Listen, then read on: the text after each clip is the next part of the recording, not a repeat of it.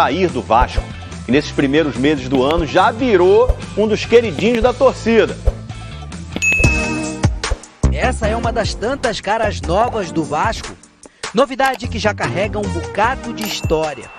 A começar pela trajetória dentro do campo.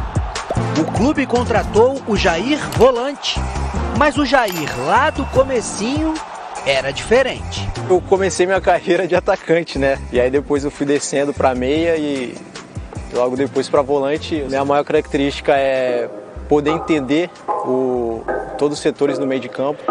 Jogador moderno, capaz de fazer 3 funções no meio, de volante mais recuado a mais avançado, o que é uma ótima notícia para o técnico Maurício Barbieri, especialmente agora que o Andrei Santos voltou e o Marlon Gomes está recuperado de lesão. Os 3 jogaram juntos pela primeira vez na vitória sobre o Flamengo. Aliás, o Jair assumiu a camisa 8, que o Andrei usava antes de ser vendido ao Chelsea da Inglaterra. O Andrei é um jogador de extrema qualidade. Quando ele estava no Sul-Americano, ele até mandou um áudio. E também antes dele vir, eu e o Figueiredo, a gente ligou para ele. É um jogador que tem uma história aqui no clube e vai ser muito bom. O tempo que ele ficar, ele vai nos ajudar muito. A história do Jair é marcada por títulos no Atlético Mineiro. 3 campeonatos estaduais, o Brasileirão, a Copa do Brasil e a Supercopa do Brasil. Foi na base da discrição e do bom futebol que o Jair foi destaque num Atlético Mineiro cheio de astros. Aquele desempenho gera uma enorme expectativa sobre ele aqui no Vasco. É hora de aliar protagonismo e liderança.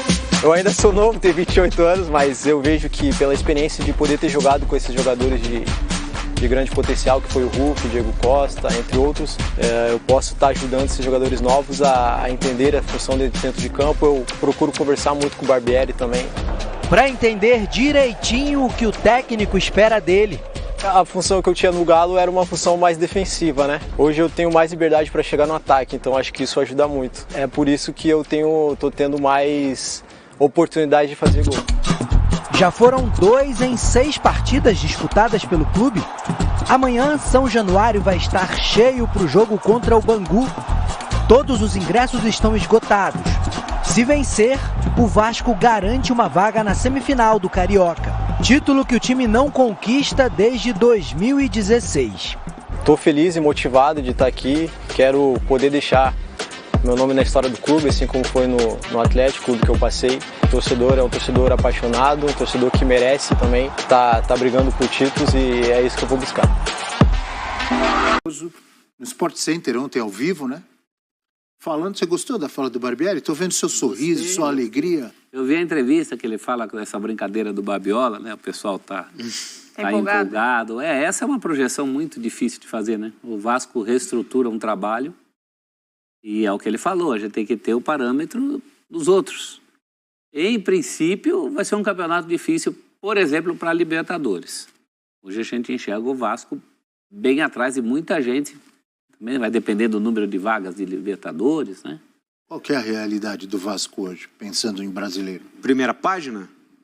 Uma sul-americana, com certeza, eu acho que dá para...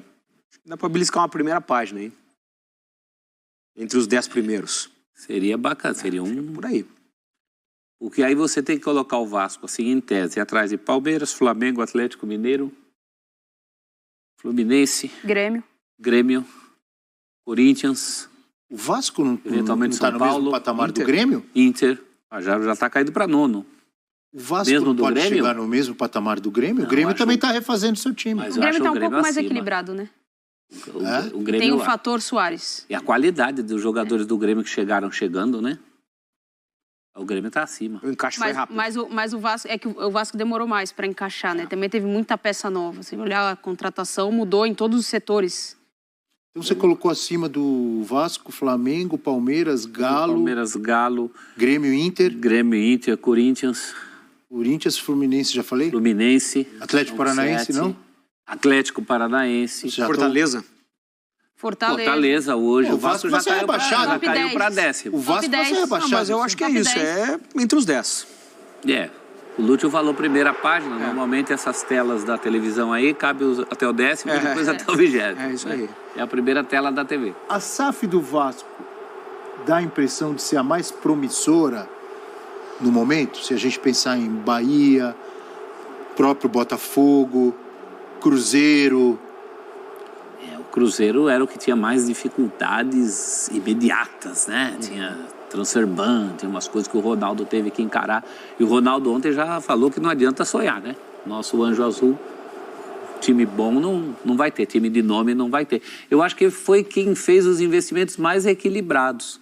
Foi meio do devagar e sempre. Uma qualidade média de jogadores muito boa. Do Vasco. Pedro Raul. Os melhores investimentos. Acho que o melhor investimento na média, assim. Foi um investimento conservador. Não veio ninguém para dizer que está arrebentando no mercado. Mas pontualmente vieram reforços para reforçar mesmo. Para contribuir para o time. Jair. Piton, Jair, Pedro Raul, o Mita. O goleiro Ivan, que ainda é reserva, mas é um bom goleiro. Um goleiro que vem de outro time grande do Brasil, né? Acho que os reforços do Vasco vieram nesse nível, assim. Reforços mesmo para contribuir. Que esse conceito de reforço, às vezes a gente supervaloriza, né? Ah, tá vindo para reforçar. Reforçar nada. E os reforços do Vasco, muitos vieram para reforçar time, não elenco. Até porque o Vasco não tinha um time confiável.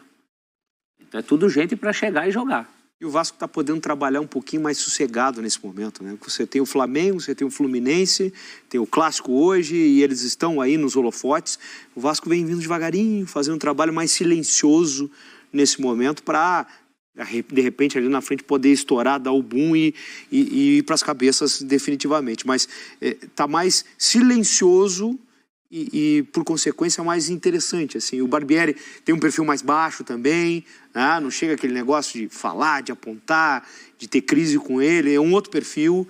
Então, acho que o Vasco foi buscar justamente isso, essa linha de trabalho, né? mais light nessa arrancada. É devagar e sempre. Começou, por exemplo, depois do Botafogo, mas trouxe, na média, jogadores melhores que o Botafogo.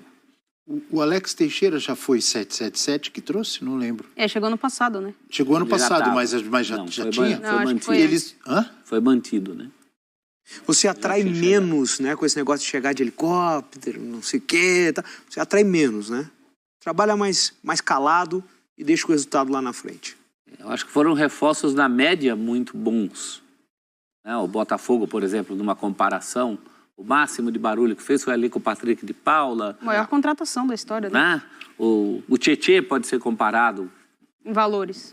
Ali com jogadores como o Vasco trouxe, mas o Vasco trouxe mais jogadores assim.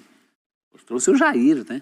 O Jair era um jogador importante. Você falou do Botafogo, quais você falou? Tietê, Patrick... E no fim, os que fizeram... Tiquinho, né? Os que fizeram barulho do Botafogo foram os com menos barulho. O que mudou o patamar do Botafogo, o que melhorou o Botafogo? O Tiquinho e o Marçal. O Marçal ainda com um histórico bom, mas não é um jogador para você parar o trânsito, né? Eu acho que o Vasco começou depois, mas tem na média... E não falamos do Pedro Raul, hein?